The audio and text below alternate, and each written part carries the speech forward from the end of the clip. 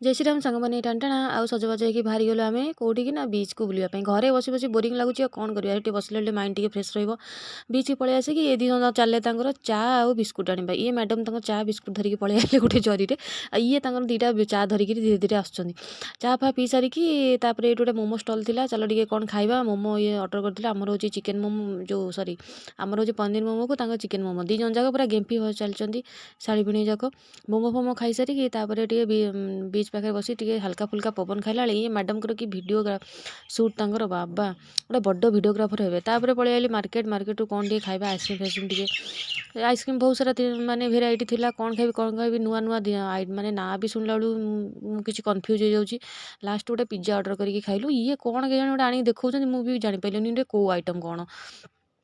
ତାପରେ ପୁଣି ପଳେଇ ଆଇଲି, ପାଟି ଟିକେ ଭଲ ଲାଗିଲାନି, ଚାଲ ଟିକେ କ'ଣ ମିଠା ଖାଇବା। ତାପରେ ଆସିକି ପାର୍କ ପାଖରେ ବୁଲି ବୁଲିକି ଗୋଟେ ଆଇସ୍କ୍ରିମ୍ ଖାଇକା ବୁଲୁଛୁ।